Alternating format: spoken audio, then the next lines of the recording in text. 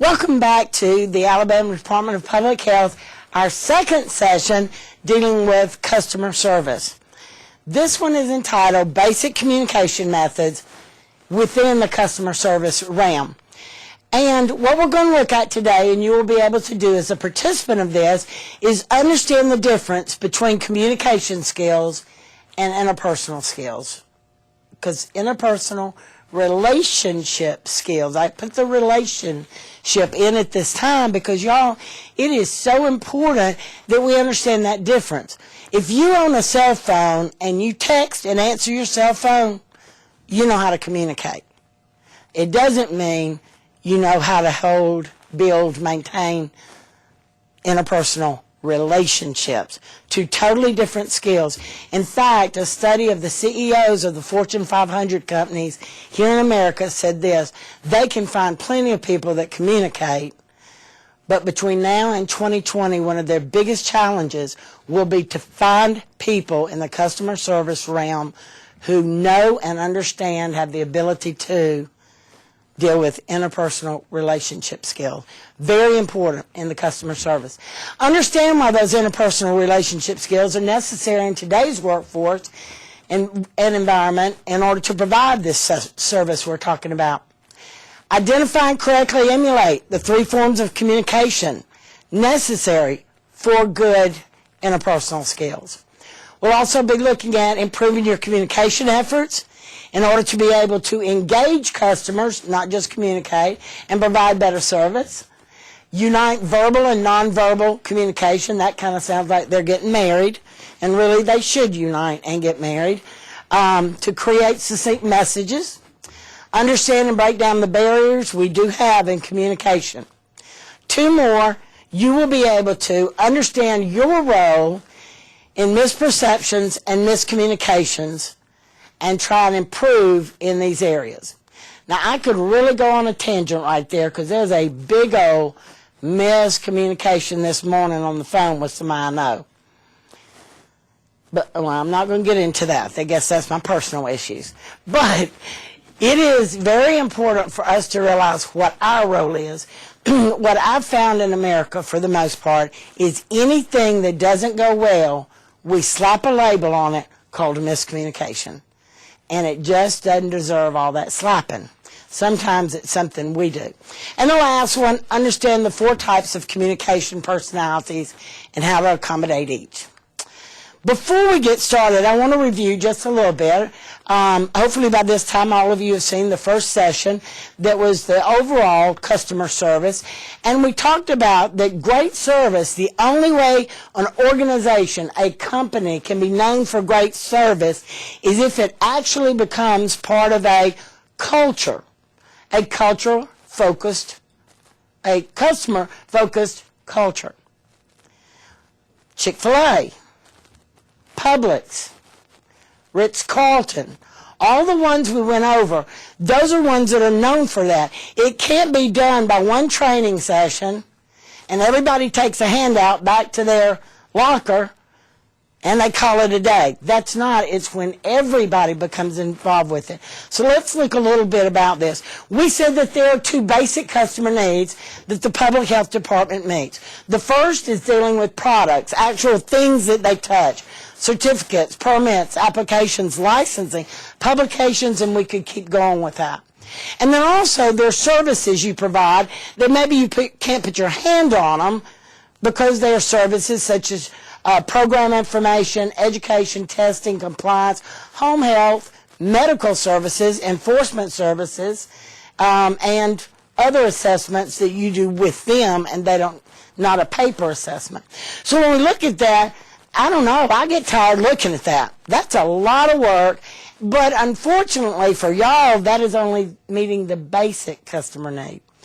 There's a higher level of customer needs that we went over, and they involved areas that deal with everything we do from the time we shake a hand to the time they walk out the door or in the phone call. The first was reliability, and the best way to define that in a short period of time would be, that is how dependable are we in working with our customers. The next was responsiveness. That was about how quick and attentive you become Because remember, people usually don't mind waiting. It's the not knowing how long they have to wait that's the problem. Assurance. Assurance, again, I do not mean the Aflac duck, but it's insurance. But assurance is that you have, now listen to this, you can demonstrate confidence in your competence as someone who provides service. Empathy, I think we do know. It says that you not only know, but you understand. It didn't say you had to actually have been in their shoes before. And then that you demonstrate empathy. So it's from here to our feet and hands, demonstrating it. And then the last area was tangibles. And that started with grooming and appearance and went all the way down to how you write and type, the forms you give people, do they look good, and also the facility itself.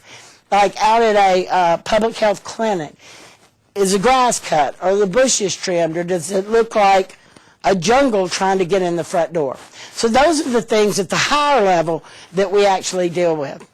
So to reach this customer-focused service, it's got to include consistent, believable communication delivered with the highest level of professionalism.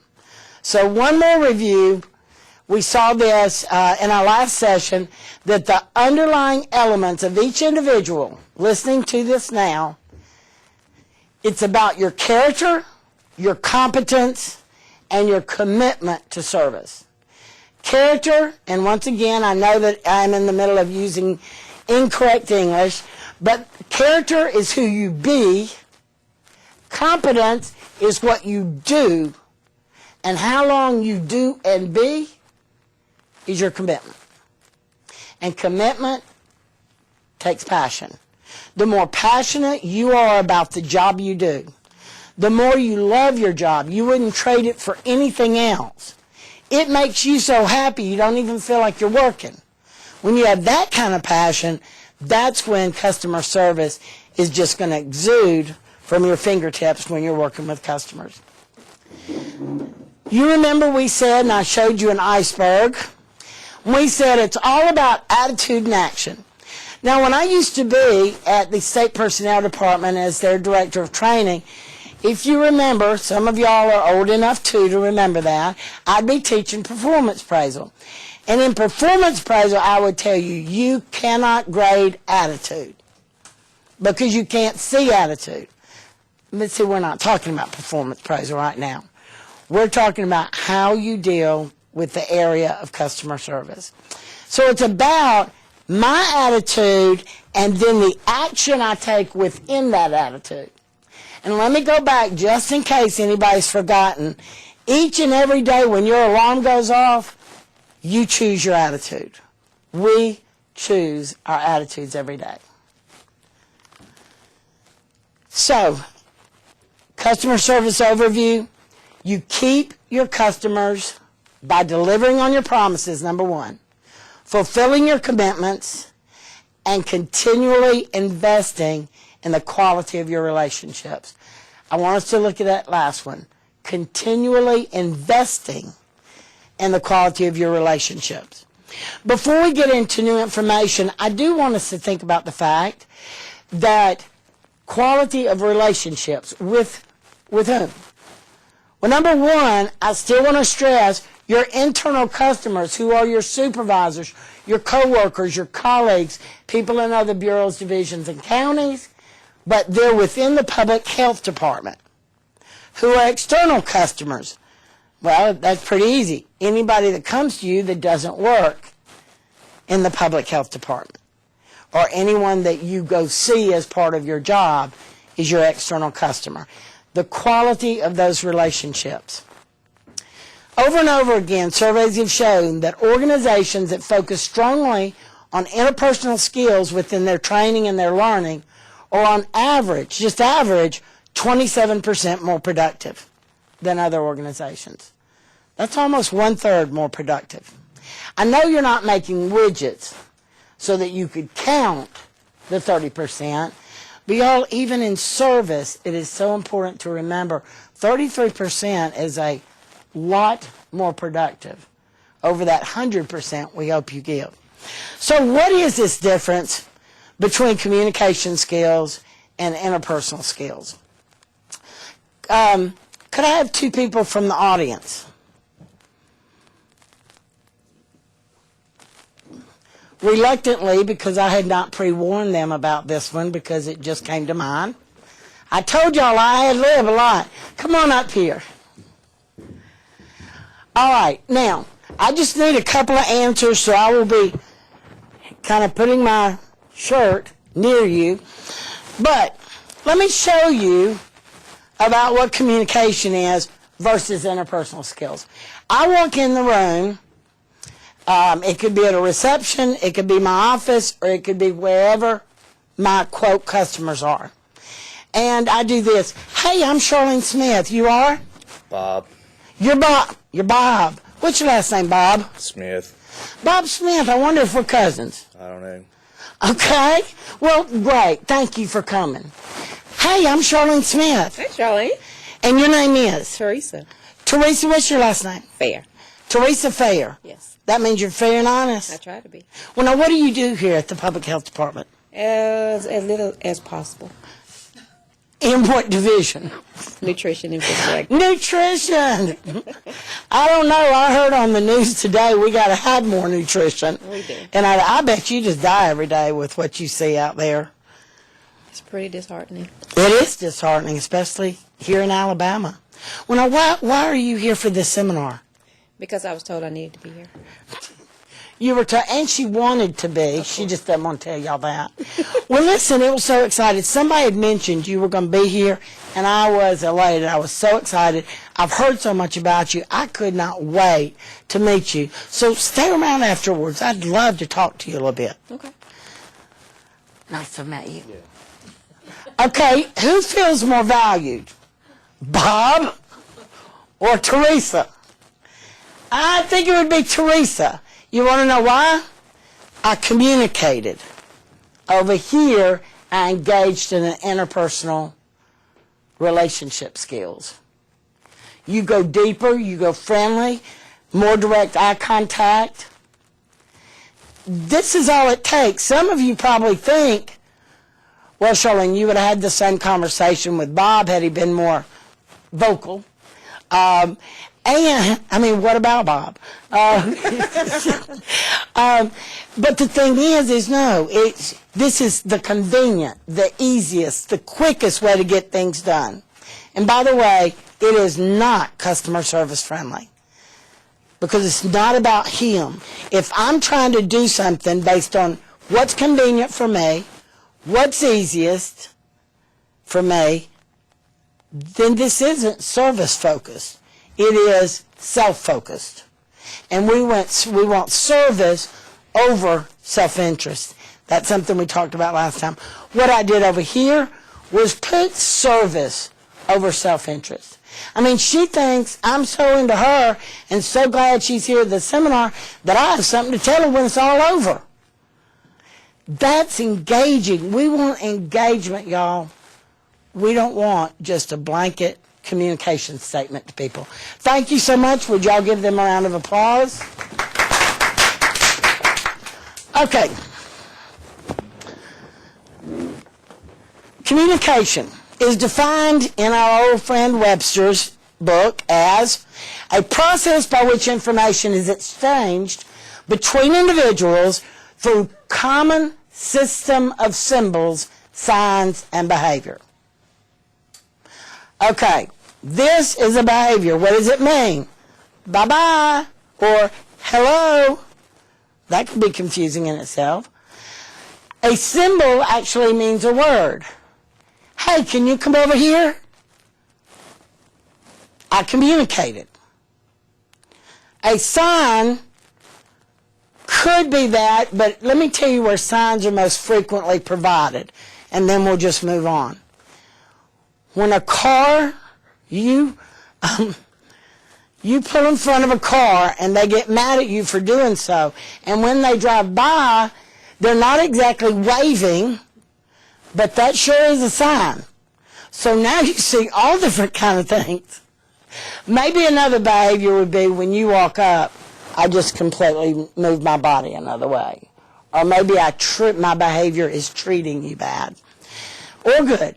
So that's what communication is. Let's add to what interpersonal communication is. These are learned skills acquired by gaining the knowledge and practicing them. They include how to establish, build, relate, and engage in relationships with others. Now, one of the keys there, you might think, are all those other words. You got to be able to establish, build, relate, and engage. But the next word is important. Not with a person, in a relationship with others. So when I'm conversing with someone, I've got to think about, is this establishing a relationship? And I tell you what, some of our service behaviors would change if we thought about how important that was. Am I in a relationship with them? Interpersonal communication is a process of message transaction, verbal and nonverbal, between people who work toward creating and sustaining shared meaning. Why are they so important? Number one, you're going to improve what we call the basic communication. It is then immediately going to increase productivity. Another one is going to prevent misunderstandings, reduce conflict, strengthen relationships, reduce I want to call it the drama and the stress and what we normally call miscommunication that goes on when we're not fully engaged. A lack of interpersonal communication delays our workflow in the office and to our customers and patients. It is actually unclear customer needs. We cannot grasp with clarity what our customer needs. Now, one of the things we learned in our first session was if you put yourself in their shoes, it's going to be easier to understand their needs. So a little empathy will help clarify customer needs. But when I don't want to engage with you toward a relationship, then I don't get any clarification on your needs. Lack of information ensues. Conflict occurs. Wasted time. All of those are important, but I think one that we're dealing with the most right now is that you may have dissatisfied customers. Stifled innovation by your coworkers. Now, I don't want to pass that one off because most of you just went, okay, good, next. What I do want you to see, what do I mean by that? In 2015, it is so important for us to start looking at new ways to do old things. I mean, actually, start some innovation. Invention, if you will. I was speaking to a group of engineers a couple of weeks ago. There was about 200 of them. Half of them were just out of college with an engineering degree. The others were our senior population who did not have to have a degree when they entered that particular organization. What ends up happening, the younger ones say, we have all this information we've learned about new ways to do. I mean, computers could do half of what our supervisors do, but they won't let us try new things. I said, supervisors, are you micromanagers? No. Do you trust your employees? Yes. Well, then why in the world aren't you letting them try new things that can help reduce cost, quality, quantity, time, and service? I mean, if they fail, didn't you learn something anyway? I mean, Peter Drucker says we as Americans need to learn how to fail, and not only fail once, fail faster and more often. Because that's what our country, during the biggest time that we went through more innovation. I'm not talking about just with technology. Those are the times that America really stepped up. Low morale, increased absenteeism, and employee turnover. And y'all know it doesn't matter, almost everywhere low morale comes up, the next one is increased absenteeism and employee turnover. Because when morale is low, it is so much easier. If I know I got to go deal with some difficult person at work, now I may be the difficult one, but still I'm thinking somebody else is, then it's easier for me to stay in bed when I have the sniffles, when I cut my toe, when I don't have the right manicure. Y'all get my point. It's easier just to call in sick with the leave that we have. And then eventually, if you have someone who's constantly taking more and more leave, you're probably looking at somebody that's not planning on being there very long, one way or the other. Lee Iacocca, and I love this because he's proved himself over and over again, he said you can have brilliant ideas, but if you can't get them across, your ideas won't get anywhere. So what are we going to do about it? First thing we're going to do is we're going to start with what I call Communication Cycle 101. Now let me tell you about this. Years ago, when I was at Auburn, I was about to lie and tell you it was 10 years ago. But years ago when I was at Auburn and I was majoring in communications, journalism, and so forth, one of the first classes I took, and I loved it, was called Communications 101. And this was the first chapter. Now, many of you have all kinds of degrees, and you're saying, you're taking me back to a 101 course? Yes, because it is high time we, as Americans, and Alabama, last time I checked, was part of that America, it's high time that we get back to basics, because I think that's where some of the problems may be coming from. So the first thing you see, communication cycle involves effort from both the sender and the receiver of the message. It is only successful when both the sender and the receiver understand the same information as a result of that communication activity. It involves understanding what your message is, what the audience or person you are sending it to, and y'all, one more thing that we often don't think about, how are they going to perceive it? Yeah, we actually have to stand over here, think about the other person, and y'all, I know you've done this. Now and then your mouth has started to open and your head said, they are not going to get this, or they're going to perceive it differently. And that's when we should shut our mouth and reframe what we're about to say. But we go ahead and we say it anyway, and sure enough, they don't take it the way we meant it. So you've got to start thinking about the receiver. So on the slide, you can see that every time a communication process goes on, you have a sender and a receiver, you have a method, and you have a message. And those yellow arrows indicate the cycle. Now what I've done, so that y'all can be entertained, I have brought straight from Hollywood some actors that are going to come up on stage and help us create this live. Please join and welcome the top actors from LA. Come on up. Yeah, come on up.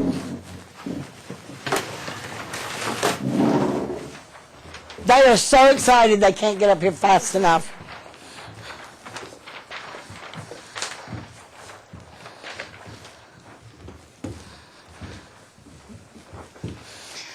This is your sender. This is your receiver. The sender wants to talk to, communicate with the receiver. The first thing a sender has to do is determine what mode is best for what she's going to say. Now this mode could be face-to-face, telephone, text, FaceTime, video conferencing, web conferencing, Skyping, and you could keep going on. Could be all of those things. So our sender has to choose the mode that they want to send the message. Now you can't just think, well, I'm going to call our receiver. Here's what the sender then has to do. What message can I send such that I phrase it best so that the receiver is able to get it with the exact same intention and perception that I sent it? So, our sender thinks about it, creates the message in our mind or an email or whatever, and now has the mode, and guess what?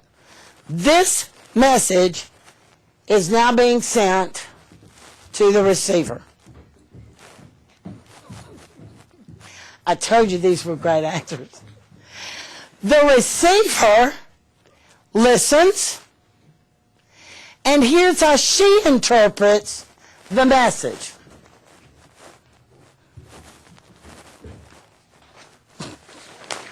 She thinks the sender is asking for a massage. That's a big question mark.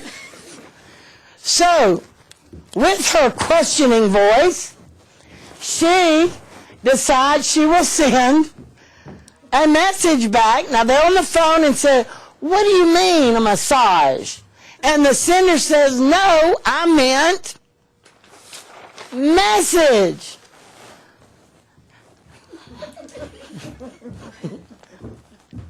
The receiver says, message, you have a message for me. Now I understand it. Why didn't you just say that? And the sender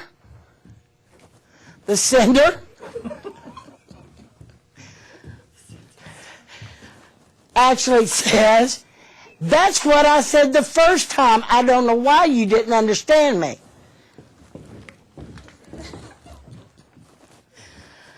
And we could go on and on with this. But what you end up seeing is this is the type. Now every time the message went back and forth, see those on the slide, those yellow arrows? After the first message was sent, the receiver was sending back what is known as feedback. Some type of clarification that says, the receiver says, hey sender, here's what I understand. Is that what you meant? And then the receiver indicates, either with words or facial, looks confused, whatever it was, indicates back, and a facial expression is communication because that's a behavior or a type of sign. Indicates in some way. Now, why did I bring them up here and use flip chart and markers, which drawing that was horrific. I think I made 2 or 3 mistakes and we had to throw away chart paper. But, and always remember, I before E except after C. I kind of messed up on that a lot. But, apart from that, why did I demonstrate this? Because I wanted you to really see it being acted out. Your conversations aren't message and massage. Yours have so much more detail. And on top of that, you may say, well, yeah, but I talk to people who know exactly what I'm saying. Okay? If you're dealing with your internal customers. But this sender works for nutrition. You are someone who has come and wanted information as a diabetic about is there anything she could do nutrition-wise to help with diabetes. She doesn't know the vernacular, the terminology over here. So the important thing would be you, the sender, has to start changing what she's going to say and really consider the mode and what kind of message based on who the sender is. All that is what you really go through. Now, I acted it out because you know what I really think happens? Let's start over for just a minute. Other way. Sender thinks she needs to say something to the receiver. So she picks up what's ever near a telephone and just shoots something over. No wonder they got the wrong message. Y'all, would you please give this group a round of applause? And y'all didn't know this, but they actually have a hit movie coming out.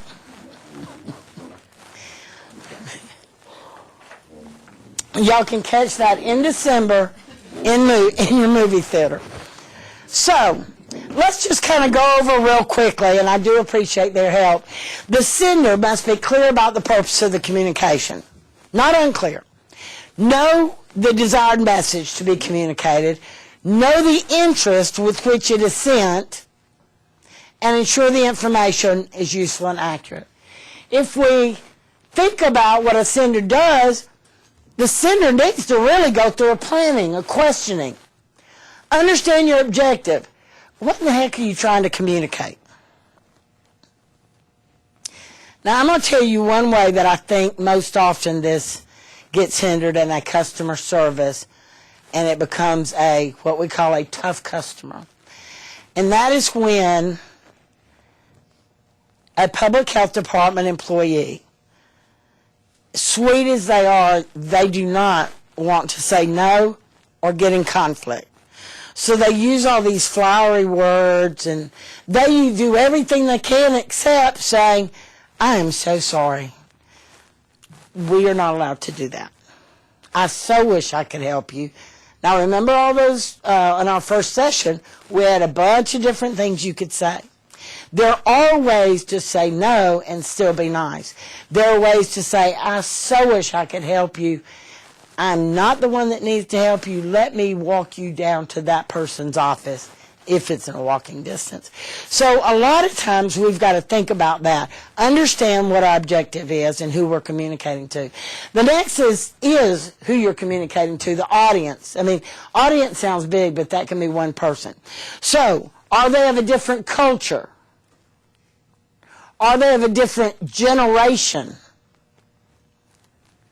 Are they a blue-collar worker?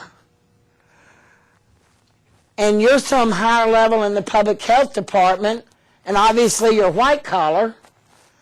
How are you going to change your words to meet blue-collar terminology? Now, why do I bring that up? It's not to down anybody. Let me tell you what it is. When I went into training years ago, do you know any time I write a manual, a workbook, it has to be written at a 10th grade level. Now, thank goodness, Microsoft Word allows you, it can measure it for me. But when I start talking about things back like performance appraisal and discipline, sometimes I want to use words and it highlights them and says, no, break it down. So the idea is as much as we may think we want to talk on somebody's level, I don't think we spend enough time over here as a sender considering who we're speaking to. Plan what you want to say. And what you want to say, this is going to be very different for many of us, is what do they need to know. Now I'm going to say it one more time. You don't plan what you think they need to know or even what you want to tell them. You tell them what they need to know. And there's a big difference. Decide how you'll send the message. And later on we're actually going to address this about what's most important. Because you can see on the slide there's numerous ways that you communicate with people. And you know what I do want you to see at the very bottom is a website. Your website communicates something. So what does it communicate? Even overall how it looks makes it attractive and appealing or pushes people away, thinking it's too complicated. So website alone, the work products, the forms, notes that you send out, all play a part as a method. And the message, the informational content that you want to communicate. When sending a message, you got to consider these: your words, your pronunciation, or if it's not in person, your spelling. How much detail do you need? The receiver's preference, time constraints, the need to ask and answer questions, and the context of it, which we'll see in a minute. I want to go back up to the receiver's preference. Internal customers. In one of the past jobs that I had, I made Generation Jones, which, if you hadn't heard it, that's the younger brothers and sisters of the baby boomers. So Generation Jones, I had a Generation X employee, a Generation Y, and right before I left, a Generation C for content. That's a new generation that came into the workforce in, it was about, let me think, 2004. If they didn't go to college, 2004. If they did, they should be coming out sometime soon. Anyway, most people haven't heard of that. So I prefer face-to-face. Hey, can we meet in my office to talk about something? So-and-so. Generation Y and C immediately, can't you just email that? Okay, now, for all us old-timers, the first thing that came to mind with some of y'all is, how dare her try and tell me how to talk to her? I'm the supervisor. I just said we had a meeting in my office. Generation Y grew up, I'm not going to get into too many generational issues, but grew up having equal input with their parents. Because it went from, in the early 1900s, that a child should be seen, not heard, to a generation when Y was being built, the Generation Y child, it was the center of the family attention and everything revolved around them. And then they were seen and they were heard and they were held in high esteem. So the idea is there's nothing wrong when they say, couldn't you just email me? They don't mean that disrespectful in any way. That's what they're used to doing. So you would have to write back and say, well, this involves so much information, I would rather us meet in person. Now, we're going to get into it a little bit later, but let me help you out with one example. An email. If you send an email, then the receiver sends it back with questions or different perceptions, and you send it one more time, that is all an email should be used for. After that, when you send 2 emails and the receiver sends 2, it's time to have a face-to-face. Or at a minimum, a telephone call. And by the way, that's nationwide the standard that's going out. And I know we do have a seminar that's going to be about a lot of those type things, but I wanted to give you an idea. So I may choose email at first, but after 2 messages, it's time to change my mode of communication. The receiver's preference. I've started being able to now, after looking and dealing with having people who are not in my generation of employees, what I started doing was realizing, well, instead of always wanting them to come or me go to their office, maybe I should make it easy on their communication style. Yes, you heard that. The supervisor changed to meet the style of the employee as much as it could work. The receiver, on the other hand, is the individual or individuals to whom the message is directed. How they receive the message depends on, number one, their knowledge of the subject. And that's what I'm telling you, your customers, your patients are not going to know what you know. Second, it's just plain old how receptive they are to the message. When I was on a phone call early this morning, I knew the person on the other line was not going to be receptive. I should not have done that at 8 o'clock in the morning because I pretty much knew what I was asking for. So that was on me because I already knew how they were going to receive it. Next, how the receiver comprehends the message depends on the relationship and the trust that exists between this receiver and this sender. Now, y'all listen to me very carefully. Co-workers, you know who you trust and who you don't. And by the way, I'm just a trainer at heart. Every single supervisor should go to work every day with the intention of building trust with their employees, their team. The part that I'm going to stop us on is, what if this is a customer, the sender, is a customer or a patient? There is no trust. What they have over here as a receiver is what they have heard about public health, what others have told them about public health, if it's their first visit, or what they received last time they were there. It is the sender, your responsibility to handle first time, second time, third time customers and patients in a way that makes them relax and be able to say, you know, I think I'm getting assurance from them because they are confident of their competence, therefore I will trust them. Y'all, that's what trust is about. Another area that the receiver, may actually, depending on how well they receive it, is their past experience, attitudes, knowledge, skills, perceptions, and culture. In other words, what I called their iceberg last time. Where they were born, who they were born to, the conditions they were born in, how they were raised, the income, the socioeconomic, all of that helps make them who they are today. I'm going to say a sentence. I'll probably say it twice because here's the idea behind it. Now, listen carefully. I'll say it fast one time and blow your minds. You are who you were where you were when. Now I think y'all want me to slow it down.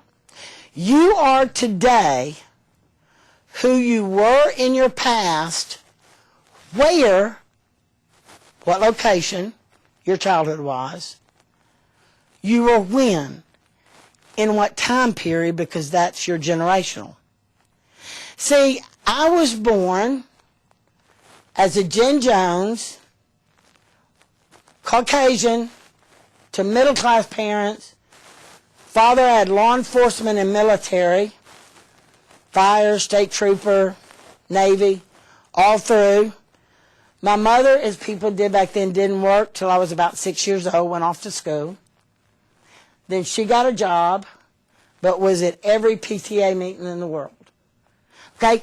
That shapes, oh, by the way, and I grew up in between the wars. So I grow up thinking a certain way.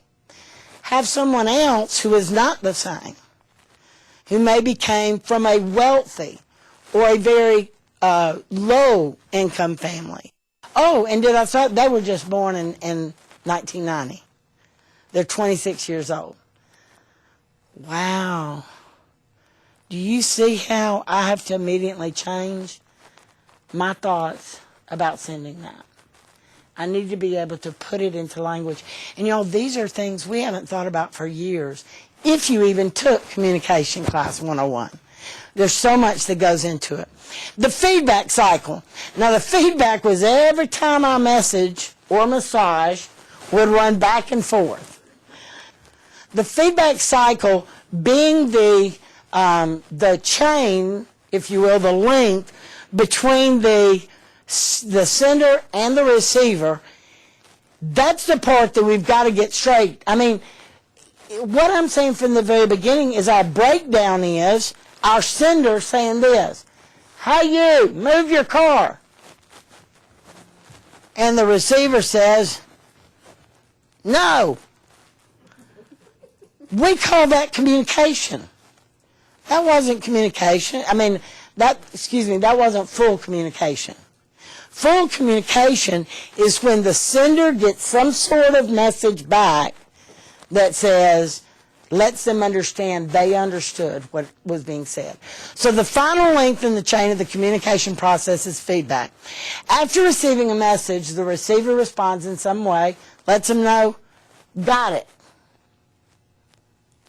but I don't understand it. Got your message. I don't know that I agree with it. Or got your message, that's fine. The signal could be a spoken comment. It could just be this. You've probably experienced that with your young teenage daughters. They tend to do that a lot. And there are other signals that could be given. So, if we look at even a lack of response, somebody just looks at you and says nothing, that is a response.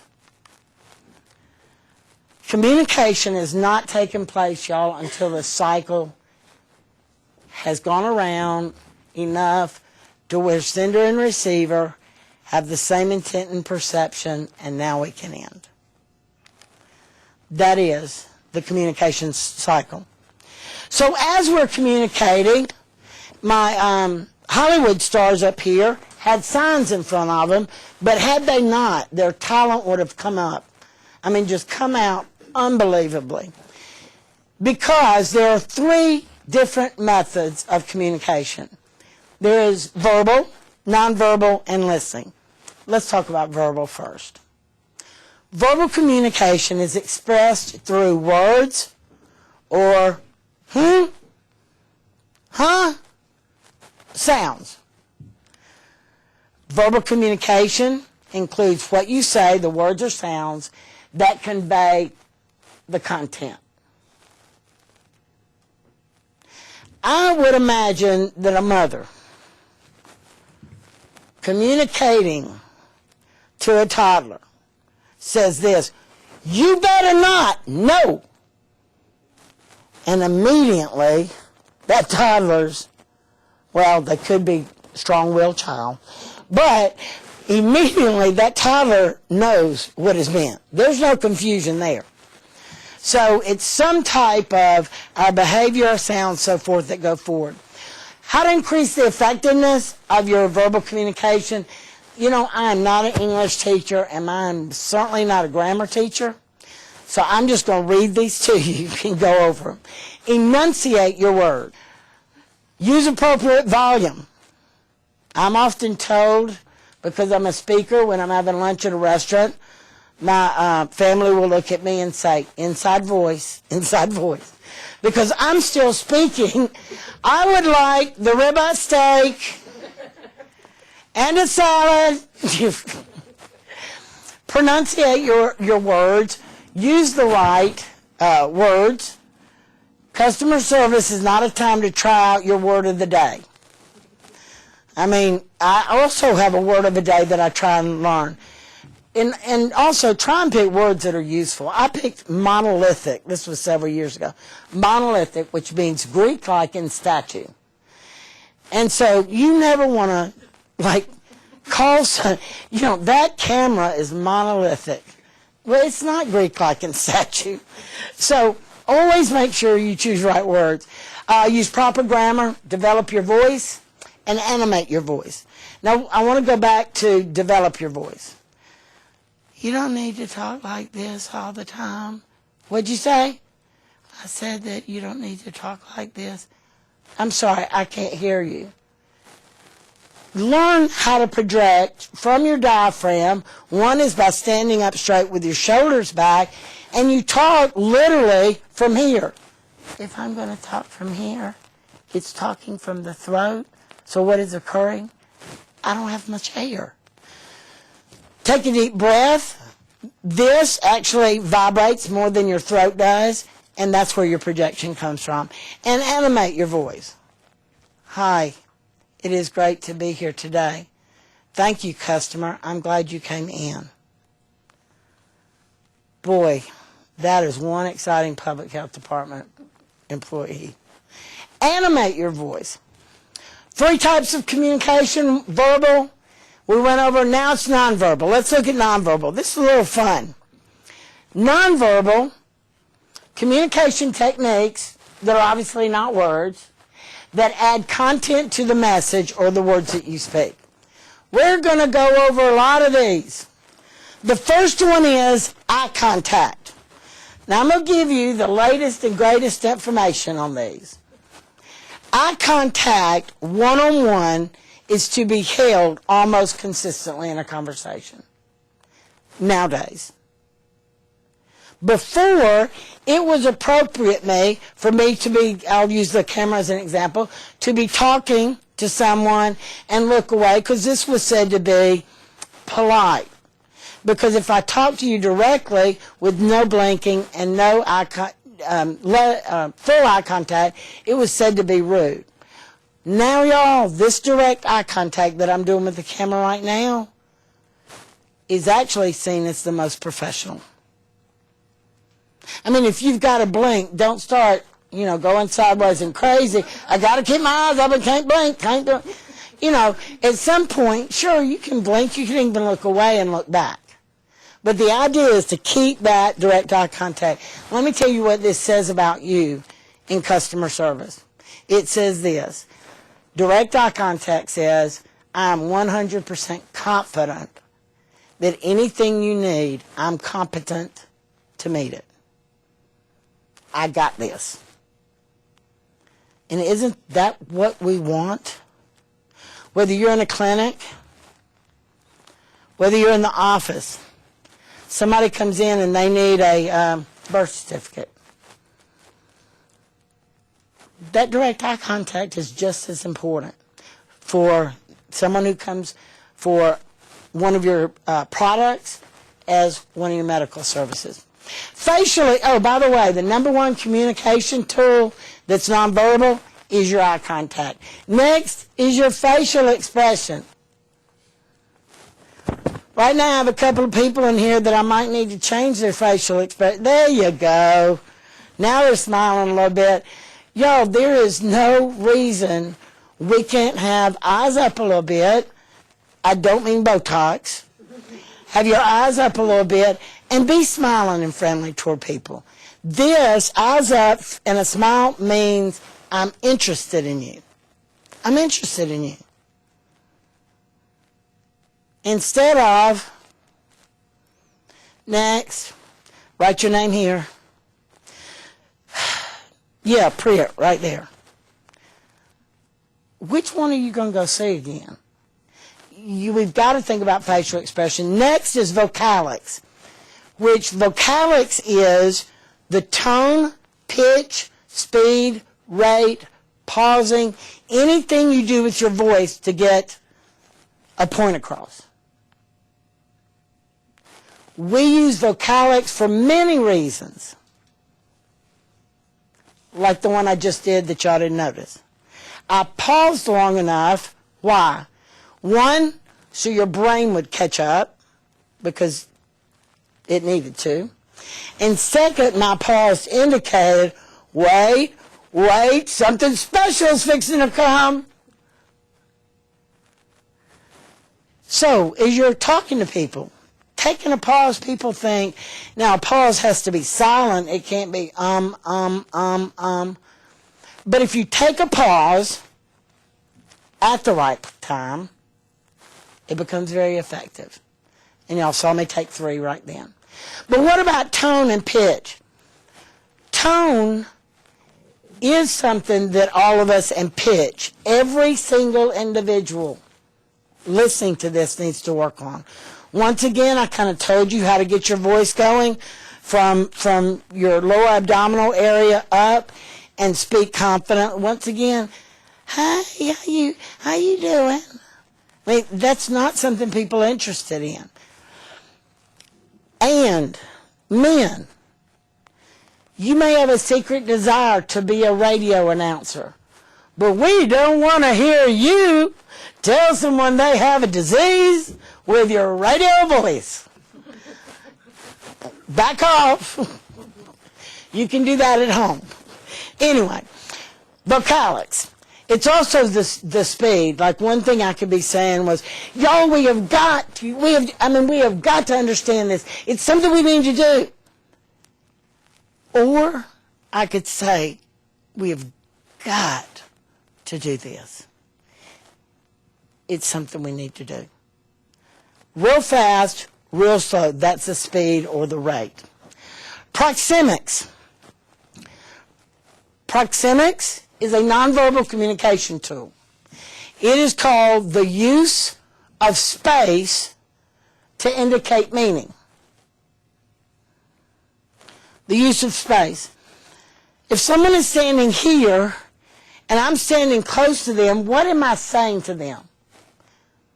I know you, and we're probably friends, or else you're a weirdo. You can remember from the Jerry Seinfeld episode of Close Talker, when the guy would come in and talk like this, even to people he didn't know. So there is always an appropriate, and remember, all this is just like what we learned about communication. I need to look at what does that person need from me. And so it's how close I am. Even if I was teaching a class right now with people in the studio, I would walk out and get right by the table. Why do I do that? One person told me once, we thought you wanted to keep us away. And I kicked him out because that was a backhanded compliment. No. But when I do that, it's to make a point. See, my eyes get closer. I get closer. I can be more direct with my eye contact. So I get out and get close. I use proxemics to communicate. Next one, kinesics. Kinesiology is a study, often mixed with exercise because it's how we move and use energy. Kinesics. The main one, and why I separated it from the next term on your slide, gestures, is because kinesics overall pretty much means our body position, shoulders back. Sorry, I'm having to give you all this little, I guess it would be etiquette class. Shoulders back, right here. Your chin is not up, because this is saying, I am more important than you. And I'm seeing it all the time now. There's a commercial here in Alabama where the guy talks like this the entire time. And I so want to see him when I see him on the street and grab his ears and go, down. If you want people to come to your business, chin down. So you keep it, your shoulders are back. That frees you up with your vocalics. And the idea is you can step forward sometimes and you can step back. Another movement is where I move on a stage or with somebody. Earlier today, we had the sender and the receiver, did we not? If y'all noticed, every time since they've had a seat, every time I talked about sending, I would walk to this side of the stage. Immediately, that thought made you know that's where the sender was. And every time I said, and then we send a message to our receiver, there was nobody there, but my walking across indicated the communication cycle. That is a subliminal way to add to the content of what I'm saying. Next is gestures. Gestures means your hands. I want everybody to practice this. You are not going to feel comfortable. Some of you are listening to this alone, and that might be a good thing. But in America, if you are confident and very competent in what you're doing, all of your hand gestures will be elbow level. If your elbows are short, it's up here. If they're long, it's down here. But as you put your arms down, will be elbow level, up and out, up and out. Y'all see me talk a lot, and it's all, I'm trying to talk a lot with my hands right now. All of them have been right here in this area. Let me show you someone who is saying by their gestures, I'm insecure and I don't have a lot of confidence. Well, one thing I thought we could do if you like it. Do you see what I mean? This is saying, I'm scared to be talking. I don't know what I'm talking about. Or I might be too dumb to even be expressing this. This says, how can I serve you?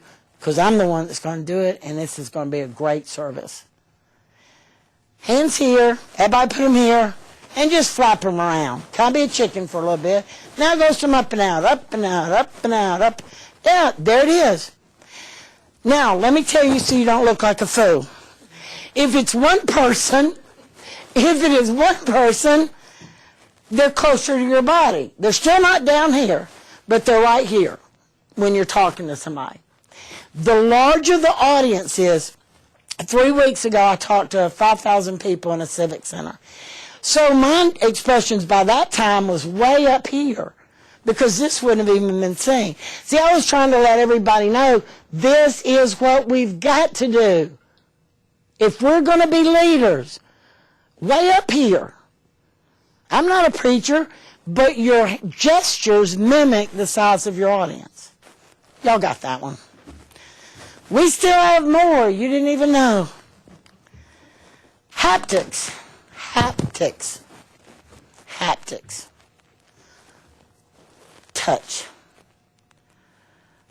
Doon, doon, doon, doon, doon, doon, doon, doon. Don't touch this. Yes, that is going to be what I'm going to tell y'all. Do not touch this. But did y'all notice, I mean, because obviously sexual harassment and all that, but a proper touch at the right time is fine. When we had my communication team up here, if you remember, I would take the shoulders of the message and start him over here. That was communication indicating, move that direction. Move that direction. That was not offensive. It was appropriate. I didn't want to have to say, all right, message, take 3 steps to your left. So I laid my hand on my shoulder, gave a small push in that direction, and he went that. So haptics can help. Haptics show you care. Let me give you an example. Can someone come up here that will just shake my hand? You don't have to say or do anything. Okay, thank you. All right. I'm a politician. I immediately do this. Why? Because I quickly have to indicate that you and I have a relationship within the first 2 seconds. Now, I grab your arm, and then I'll just sit there and turn toward you with direct eye contact, and I'm going to pat your arm a little bit, and then I may turn it, now this is if it's a male, they may turn it over and then just sit here like this. Why? Because haptics, this is indicating you and I are building a relationship. Now let's do the preacher. The preacher, how are you today? Grabs right here. Why? Because it automatically brought us in closer, proxemics, but I have a right to because I'm the man of the cloth. And nothing inappropriate is going to happen. Y'all, I don't think any of this is good at work. But I did want to show you what it can mean. And by the way, y'all, how it is used out in the real world to manipulate.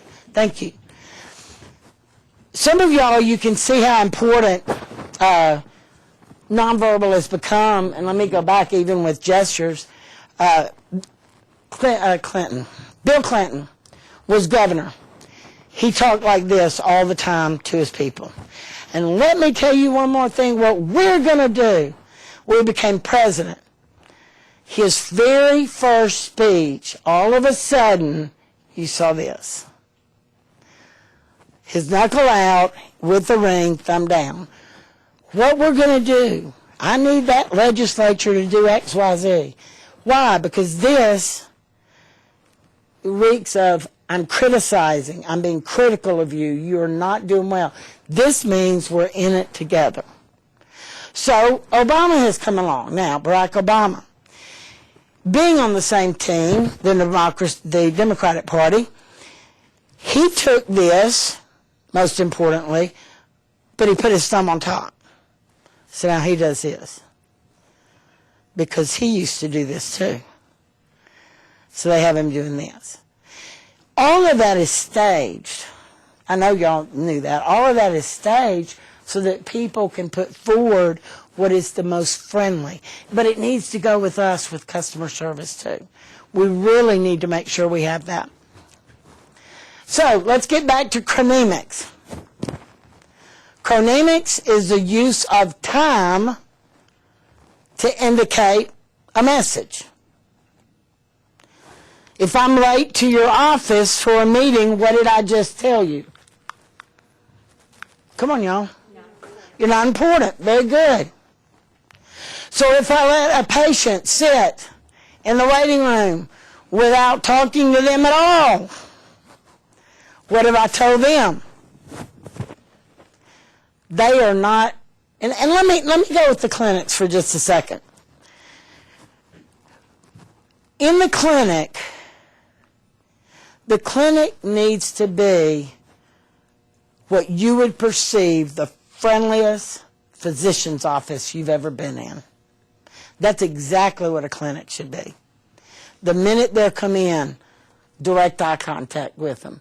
Get them, if they sign in, the right thing to sign in. Before they sit down, you let them know an approximate time. And if something happens and that approximate time cannot be met, you come out from behind the desk and say, I just wanted to let you know it's going to be 10 minutes longer than what I originally said. And you do that on their hand to indicate, I'm talking to you and I'm sorry about that. Y'all, there's so much that could be used just in that one setting that could make a difference. The use of time, how quickly, being responsive to their needs. Chromatics, not as, I want to go ahead and teach it. It's not as much for customer service, but I will tell you some of the things. Chromatic is color. Why you wear the color you do. If you have on red, fiery red, red over to kind of bright orange is going to be you are energetic, powerful, and bold. If you wear blue, kind of starting with a royal blue and going out just a little bit, not a light blue, not a turquoise, but in that area, you actually say, I am cool, calm, and collected. Yellow, bright yellow. Not neon, but bright yellow says, you are the friendliest person in the room and you know how to have relationships. You are very social. And the last one is green, and that's more of a Kelly green in the middle, then it goes out from there. The Kelly green indicates that you are what is referred to as a natural. You're not a tree hugger, but you could be. So, men, you mostly use that by your shirts and your ties, and from what I understand or have seen, probably socks now, because that's tending to be an area of color for men. Women, we can do it with jewelry, we can do it with scarves, or we can do it with jewelry, scarves. Oh, our shirt, our blazer, almost our entire outfit now. Unlike men who predominantly it's going to be their ties, I can't see them wearing a yellow sports coat.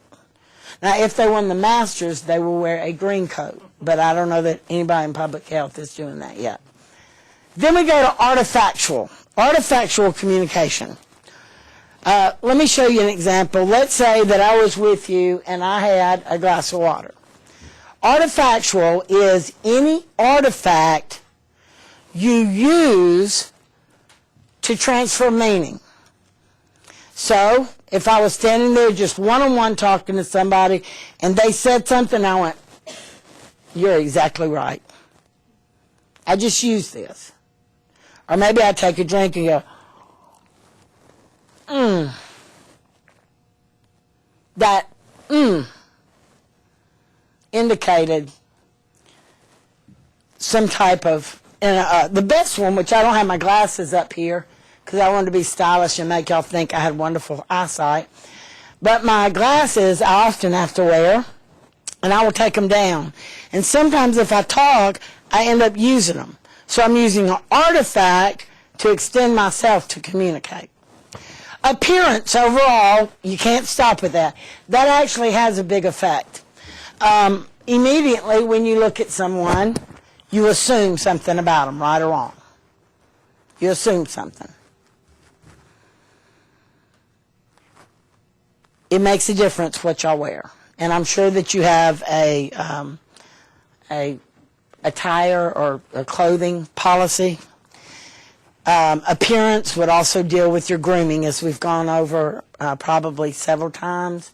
You know, men nowadays can have facial hair in the workplace, but it must be completely trimmed. It can't be a Duck Dynasty affair where it kind of grows out from all angles. Now, I'm not saying what your policy says. I'm saying what is considered best for customer service. Women, it's no beard, preferably. I don't know. Things are changing. But anyway, what I was going to say to y'all was, the old rule is this: no more than 7 pieces of jewelry. 1, 2, 3, 4, 5, 6, 7. And I have on 8. I know, that's what I mean. Do you see what I mean? Ideally, I would take 1 ring off or maybe not have this. Now, I'm kind of OCD and I just have to have 1 on everything, but it's supposed to be 7. In other words, y'all don't wear bangles up to here and they're going clank, clank, clank when you're trying to get something done. Earrings as big as your shoulders might be a little distracting to customer service. And then your attitude, certainly a smile, helpfulness, those type things. What are you communicating? When you're communicating, your body is sending a message that is just as powerful as your words. All right? Everybody freeze. Yeah, even those that are listening through the recording, freeze. Right now, as you examine yourself, what is your body saying? Because that's exactly what you're saying to a customer. Is it closed off? Even if you're cold. Is it closed off? Is it open arm? Next, yeah, come on up to the window or through the door. See how I'm open to them? Or I could do this. Next.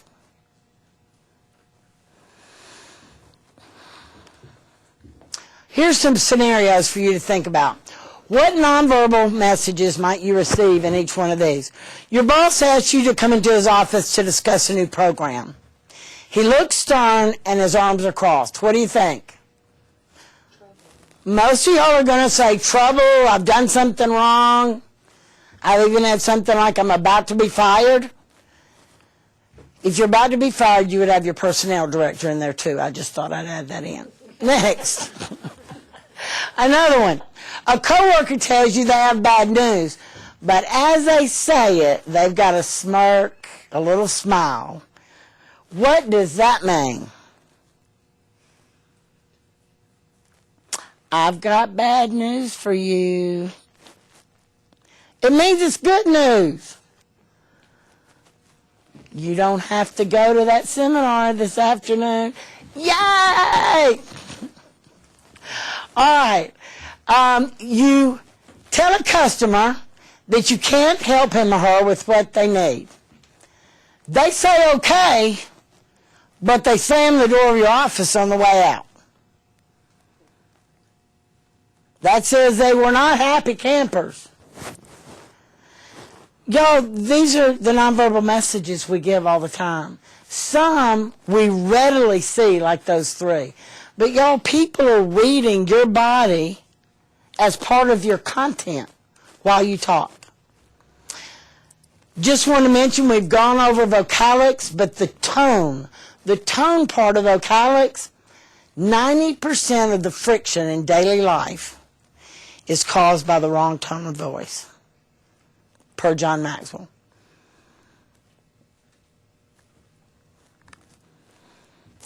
let's look just a little bit more in this basic communication course for service.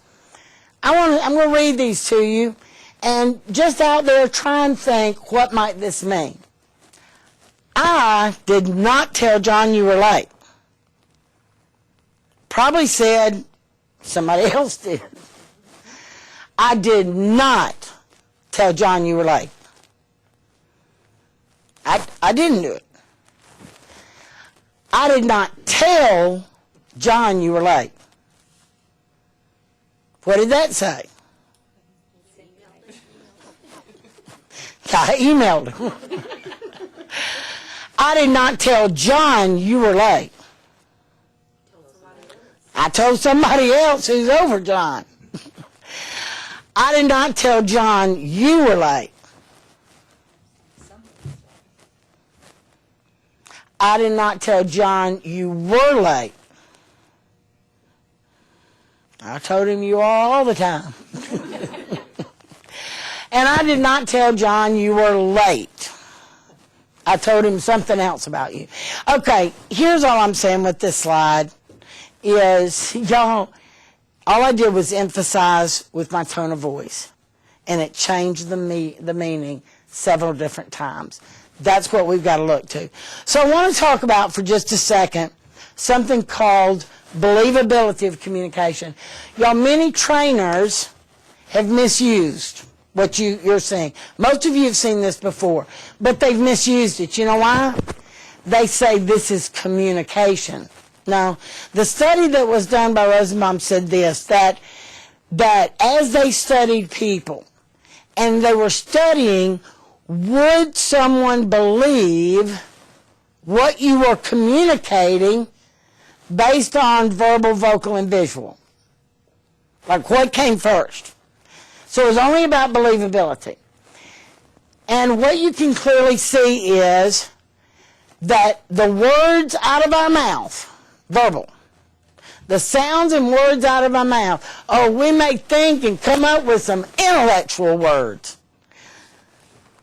That only helps believability 7%.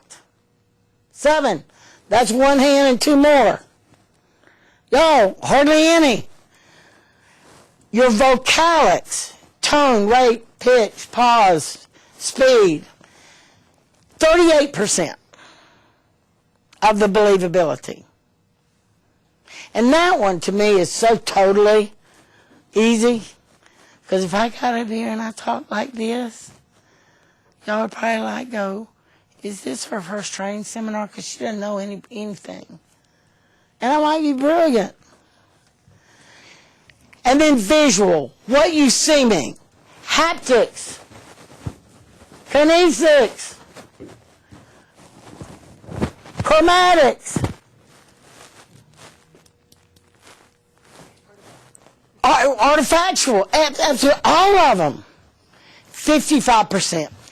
If I use the telephone,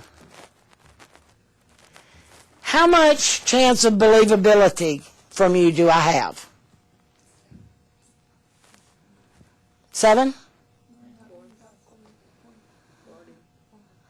45%. I've got your tone of voice, your vocal, and your words. Email. 7. I only have your words. Text. 7. And what are we using more today than ever before? Email and text. No wonder we can't communicate and build relationships. We are trying to use 7% and hope that instills confidence. You can see my confidence. Well, I've only got 7% chance of that. Okay. So, what's the best thing to do? 100% is in person. So here's what I really do want to emphasize on the customer service side, y'all, is any time there starts to be what we call miscommunication, move in a little bit toward the person you're having it with, go into overload on how you communicate. non-verbally. Because you need 100% believability. And you're not going to give it to them if you're standing way back here with your arms down and your voice is like this and you're not getting very loud and your facial expressions are horrible. So we've got to ramp it up, especially when it gets tough. How much they believe what you're saying. What you do speaks so loud, I can't hear what you say. Y'all remember, everybody's heard that Ralph Waldo Emerson said first. And that's because we're going into, if you look at the leaving the nonverbal, all this is going on. Is it matching what you're telling me? We know a lot of people that do that. So we're going to go to the third type of communication is listening. Listening simply means to give attention with the ear, to attend closely for the purpose of hearing. Peter Drucker said, the most important thing in communication is to hear what isn't being said. So now I'm going to add to listening, it's really two things. It's with your ears and your eyes. If 55% nonverbal or visual gestures, facial expression, eye contact, and all that, then y'all, one of the things that we have to look at is not only listen to their words, listen to what their body's telling us too. Listening is pretty important. Just a couple of things, since this is not a listening course, but a couple of things. One thing is, in the way of customer service, listening in dialogue is listening more to meaning than to words. I hear your words, but I'm also listening to your body talk. Okay, that was an old song, wasn't it? Oh, never mind. Olivia Newton-John, let's get physical. We won't go through that verbiage. True listening, I'm sorry. Yeah, squirrel, my mind is everywhere. In true listening, we reach behind the words, if you will, see through them, to find the person who is being revealed. Now, I'm going to jump back to our first session. It was try and listen so that you can see the customer's true need. This is part of it. It's by you not talking. It is by me listening, watching their body, and now I can see what they're saying may not be exactly what they need. Listening is a search to find the true person, as revealed verbally and non-verbally. And of course, there are going to be semantic problems. The words may bear a different connotation for one person than they do for someone else. And you just have to be very careful with that. John Powell said this, and I kind of like it. Consequently, another person can never tell you what you said, but only what she or he heard. I will have to rephrase what you've said and check it out with you to make sure that what left your mind and heart arrived at my mind and heart intact and without distortion. That was a wordy way to say that's what listening's about. So just a couple of things to make you get started. 10 ways to improve your listening habits. Number one, start by stopping everything.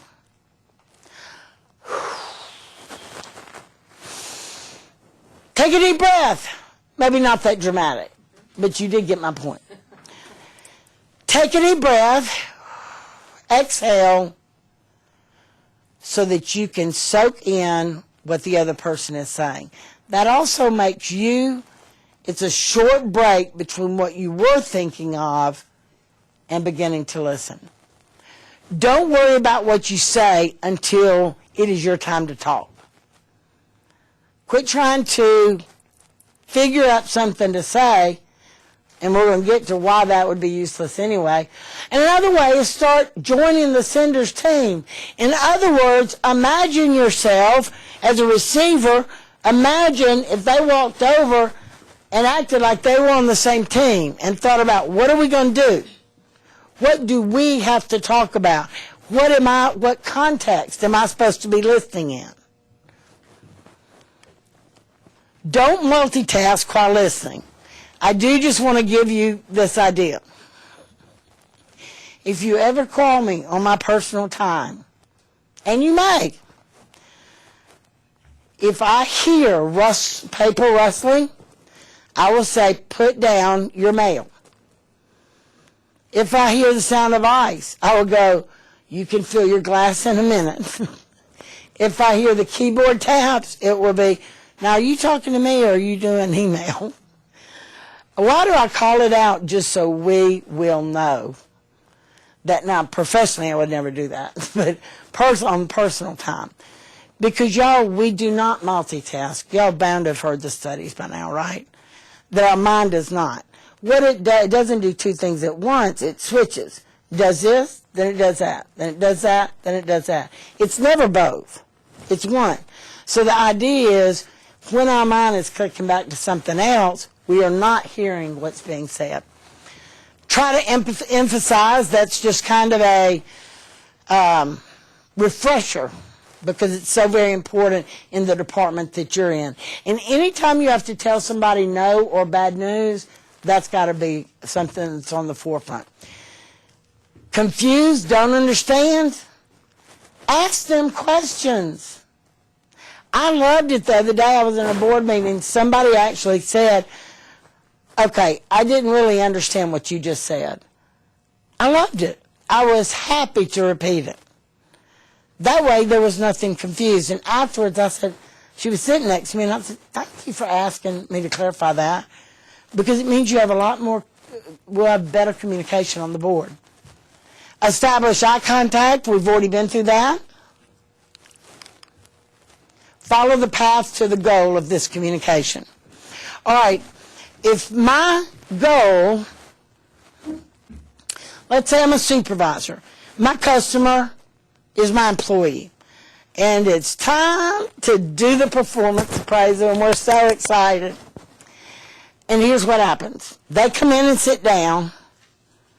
They are going back, well, why did I get this? Why didn't I got a 3? I should have gotten a 4. Just all this type of stuff.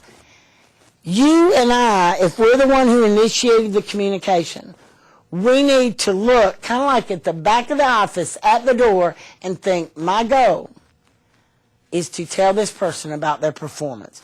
Don't get sidetracked. Everything that I say must have to do with them bettering their performance. That's how you follow your communication goal along the way.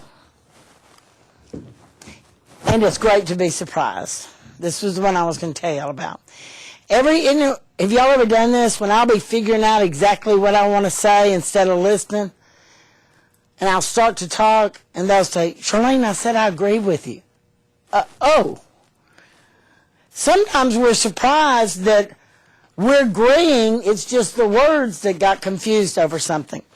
Pay attention to what is not being said. We've gone over that, but it's a way of reminder. Now, on the next 4 slides, there's going to be a communication assessment. You're going to see 4 descriptions of communication styles. And all I want to know is which one is best for you. I will show these twice before we get to that point. Hands-on.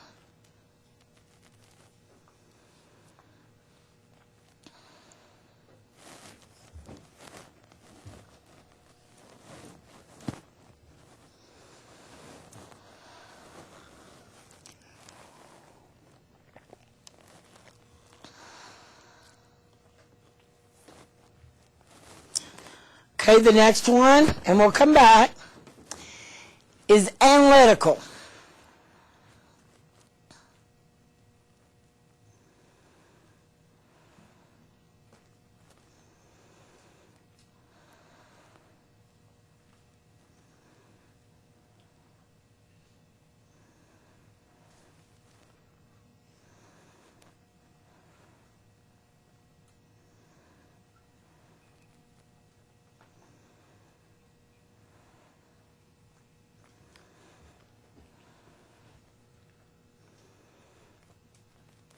Okay, the next one is explorer.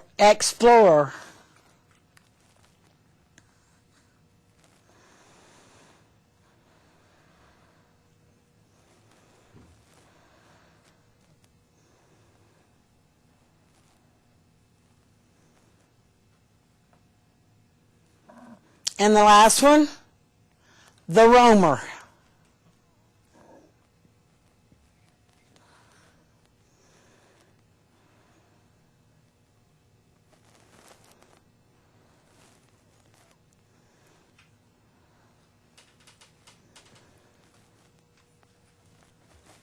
Okay, what I'm going to do is start over again. I know that when you read the first two, they tend to be a tiny bit more similar than, say, the last two. And they are.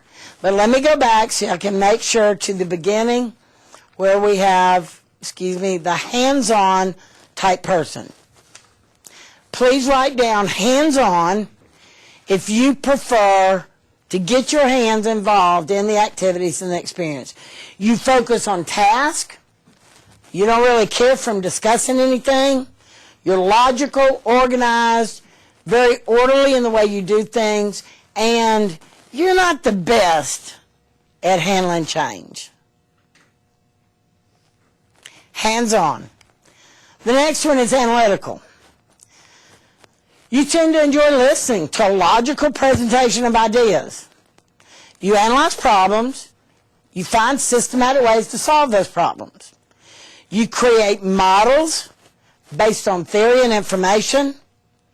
You actually like structure and organization. You act pretty slow when you're making decisions.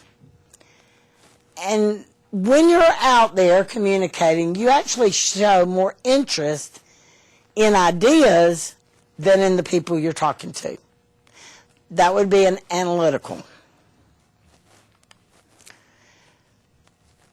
Explorer. You tend to try things by trial and error. Explore practical uses for ideas and theories. Make decisions that provide quick solutions. You even decide quickly. You're going to be the riskiest of most of them. You enjoy a lot of change. You rely on people for information that you need. And the last one was a roamer. I like to call him the wanderer. This is a person who tends to base views and opinions on feelings. And they really enjoy tossing them around with other people, kind of a brainstorming setting. They approach and view problems and experiences from different perspectives. And y'all, that's what they want to do. How do you see this? How do you see this problem? How would you fix this versus you? They rely on intuition. That intuitive gut feeling, not logic, for making decisions. And they dislike any structure whatsoever. There we go. So, let's talk about if you go to approach someone, who are this person? One of these. Here is, the next slides are about how you could fit into their communication. What you would need to do. So let me just go back. You may say, what is this about? Well, let's say that I'm hands-on and you're a roamer. I'm the supervisor and you're the employee. As a supervisor, and maybe I'm getting into a little bit of leadership training here, but as a supervisor, I should be changing my style to reach the employee. See, it used to be the old John Wayne, my way or the highway. No, things have changed. I should supervise by getting to know my employees well enough to know what to use with them. So, I'm a hands-on, someone is a roamer, then I need to talk to them in roamer language. Okay, it's very simple. Let me ask you, if I was going to Germany tomorrow, would it behoove me to speak German? Yes, because I've been there and didn't, and that I got lost on top of one of the mountains because I couldn't say which way down. So yes, it would behoove me. And this is the same thing. You're now speaking their language instead of trying to push your language onto them. And it'll help with communication. To accommodate a hands-on person, number one, they want you to be prompt. So be there prompt. Pay very close attention to deadlines. Don't procrastinate or make excuses. Accept structure and be very organized with things you bring and the way you talk. Try to do things in an exact and precise manner. Your communication is brief, to the point, and for goodness sakes, don't ramble like Charlene Smith does. There we go. Ask questions in a brief, concise way. Use concrete terms and explanations. Don't use any of these abstract things to demonstrate to illustrate an idea or point. Do things sequentially, which is orderly steps. And anytime you deal with them, they are going to delegate hands-on type task. Let's go to the analytic. Arrive promptly, too. Pay close attention to deadlines. But they don't like you being late because it reeks of procrastination to them. Be organized, but a little different. Yes, the hands-on warned you to be organized and structured. This says be organized, but they're more about using charts, graphs, outlines, whatever. It's better for them to visually look at these. Now, they don't want a bunch of pictures, but things with data-driven information. Provide data and documentation every step of the way. Support the information with the facts, or in other words, say, here's the proof for what I want to do. Be open to abstract explanations and terms, because they're going to give them to you. Support views and opinions with logic and evidence. Focus on the main ideas and the related details. They are going to debate you, and it is okay. That's what they do. Be patient with quick and sudden moves. Now, not physical moves, but they're going to go from idea to idea to idea to idea. And when you're dealing with them, they're more often going to delegate research-type task that has a lot of digging into things that you'll end up analyzing.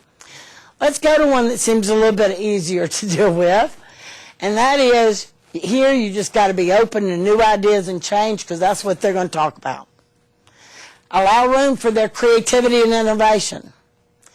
Be open to different opinions and views. They want you to show that you're interested, that you're paying attention.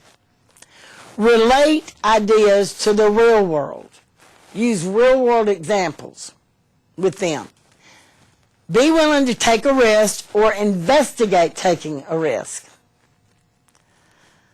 Focus on processes and applications rather than facts. Y'all, facts are not what they're into. They say, okay, those are the facts. How do we use it? That's what they want. Be patient with their disorganization. Share humor and laugh at jokes. Be patient when jumping from one idea to the next. And they're going to want to discuss. Allow for innovative and creative type tasks, because they're always going to come out with those. And the last one is the roamer. They want you to smile and be friendly. Chat, visit. Now, most of y'all, I can hear it now. I have 20 people in line, and they want to tell me about their dog. I do not have time for this. You do have a few minutes. Share personal experiences and apply personal meaning to things. Y'all, they're not about facts. They're about how does it relate to human beings. Also, participate in discussions and activities, because that's what they favor. When you're talking to them, lean forward a little bit to show interest and attentiveness. They want you to use these body language, nonverbal. Use humor And boy, they love the use of, now this isn't charts of any kind, pie charts, bar charts. They love you to use pictures, and the more color, the better. Show how ideas and details apply to life. Show sincere interest and concern for people. Be patient if their description goes on and on and on. And I'm going to tell you, I have one of my very good friends whose son just graduated from Auburn and is in Nashville. Yes, trying to make it as a star, but has a business background to fall back on. Well, he's decided, and I love it, it's been a dream of his, to walk across the United States, backpack, walk, literally, with a guitar and his entire life in a backpack. He will sleep wherever he can find a place. He will earn money by singing along the way. It's been a dream. It was like, go for it. This guy is a roamer, not because of that name, but because of just the whole lifestyle. Well, y'all, the other day I said, how is your walk? It starts in July. I said, how's your walk coming along? Well, y'all, when it was described extensively, see, I wanted something like D.C. to California, and that should take 20 days, and, you know, I hope to find somebody that'll let me take a bath every... Oh, I got, on the first day in D.C., and an hour later, I was glassy-eyed going, I'm going to read your blog. Anyway, that's what they're like. So you got to know when you go in there, that's what they're talking about. And avoid questioning any of the inside logic. Be patient, because they're going to interrupt. They're going to use a lot of metaphors. And here's what I'm telling you, unless you want a divorce from that person as a coworker or a customer, do not force structure. They are against structure, and allow for interactive type tasks. Now, what am I saying here? I don't know, y'all, if you can pinpoint the people you work with, but the more you start using this, the more you can. So I'm going to go ahead and give you just a tad of homework before we get there. Your homework for this one, and remember, turn it into your supervisor. Well, let's just do a timeout right now. Every supervisor out there, as part of this department-wide training, you're going to be, for most sessions, receiving an email from your employees. And I'm sure that you are sending an email to your supervisor, all the way up to the top.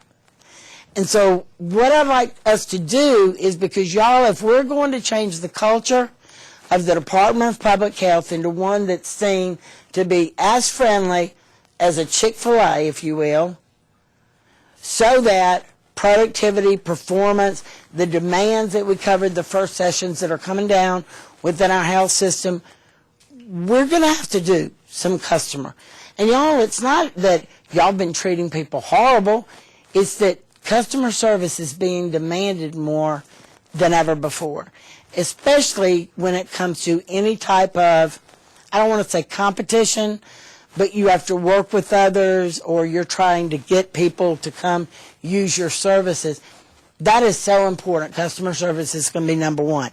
So your last homework assignment was to watch session number 1 and send to your supervisor one thing you will stop doing based on the content of the seminar, one thing you will start doing that you've never done, and the last one was something you are going to keep doing because it makes perfect sense. And your supervisors, will you just kind of forward those back, say you've looked over them. This is not anything official. You don't have to document it. You don't have to meet with each employee, but it's a type of accountability. This time what I want you to do is I want you to take a guess at everybody that works around you internally. Are they a hands-on, an analytic, a roamer, or an explorer? Because if we can start thinking like that, now I know in the past, the leadership here has taken the Myers-Briggs type indicator. And that is an excellent tool if you have somebody who explains it thoroughly to you and you can pick up that information and go. But for the most part, this is an easy way to try and identify, in particular, communication styles. We're toward the end now, so one of the things that I'd like to do is talk about the barriers to everything we just talked about. See, we're trying to get so good at communication that we can go back and forth and choose the method or the mode, send the right message, be using reliability, assurance, tangibles, empathy, all of those, responsiveness, but in a way toward our customers with the right communication that demonstrates our character, our competence, and our commitment to public health. So there are going to be some barriers, just things to look out for. Number one is a physical barrier. All right, you're in your office. There's a big old desk between you and the other person. That is a barrier. Do you know that in the private sector, most of your director to any of your C-level employees have a sitting area over to the side, and they will immediately come around and the two people will sit in chairs next to each other or take it to a conference room. Because if I'm directly behind a desk and you're on the other side, that's considered a physical barrier. But it's not the only one. Trying to hold a conversation when cubicles are all around is just a plain terrible way to communicate. In other words, you should not communicate in cubicles. So there's a lot of other things that could go into that. I come to your office, clinic, whatever it is, I walk in and I expect, my perception, having read your website, is you could provide me something. And I come there, and then you tell me I don't have the right documents. Now, whether I read the website correctly or not, y'all, that is a perceptual, and you need to know that when you're about to tell them no, please know they've thought for the hour, 45 minutes, or 2 hours they've been driving to your building, within 1 hour, I will have what I need, and now you're having to say, I'm sorry, you'll have to make that 4-hour round trip again. You know, so perception, very important. Emotional barriers. You know, I've often thought when death certificates are involved, how many times do people, I don't know, but how many times do people cry when they're having to call to get the death certificate? I know with my father, my mother had to call. And I was sitting there, and, you know, she was crying because we needed it before we could even, head over to and make logistical arrangements. And so I thought, man, that must be hard. But y'all, emotional, that's a barrier. And most certainly, anger is. And we are going to have a standalone session on handling those tough ones like anger. Cultural barriers, and I strictly mean almost anything that would be cultural. Technically, that a culture is 999 years, the way someone has behaved, a nation. I'm not talking that. I was corrected by a faculty member once, so now I know that. But cultural could be anything from generational. Yes, it could be race, sex, national origin, sexual orientation, disability, it could be anything. But cultural, too, is just coming from another, maybe part of Alabama or part of another state originally from. Language barriers, self-sufficient, and gender barriers. Y'all, believe it or not, this was very surprising. If y'all remember the book, it's something like women are from Mars and men are from Venus or vice versa. Anyway, they were from some planet. And what we had was generations got better at work. Y'all, they actually saw a positive increase. And then no one knows what went wrong, but we have the deepest divide America's ever had, according to surveys, between men and women now at work. The ability to communicate is where I'm coming from than ever before. So it's something we do need to look at and we need to pay attention to. A barrier to communication is something that keeps meanings from meeting. My meaning can't meet the other person because there's a barrier. Meaning barriers exist between all people, making communication much more difficult than most people seem to realize. It's false to assume that if one can talk, he can communicate. Because so much of our education misleads people into thinking that communication is a lot easier than it is. So they become discouraged, give up, when they run into difficulty. Now, y'all, that's why I did that silly little skit up here. Because had I showed you that slide, you'd have just glossed over it. Oh, yeah, sender, receiver, mode, message, feedback. Yay! I wanted y'all to see, like, really with human beings, how that would actually be. Because they don't understand the nature of the communication problem, people don't know what to do. You know, the wonder is not that communication is as difficult as it is. The wonder is that communication ever occurs as much as it does. And, I mean, Rail Howe said that, and when I read it, I was like, oh my gosh, that is so true. So true in what they do. So, where are we going from here? The next session that you review, session 3 of this series, will be about advanced communication. So I do want you to start thinking in that vein. We've covered some very basic things as it pertains to customer service. Now we'll be looking at more advanced information as it pertains to customer service. Let me repeat one more time. In session 1, if you didn't turn in your stop, start, continue, please do so. And then the next thing we're going to do, homework for this time, will simply be taking our 4 types of communication personalities and labeling people in your general area that you work with daily. You're not going to label everybody in the department. That might be too much. Just the ones that work in your, I'll say, office or immediate area. So, that's it for this time in our session. And remember, between now and session 3, do everything you can to serve the customers, the patients, and the patrons that come into the Alabama Department of Public Health. Thank you so much.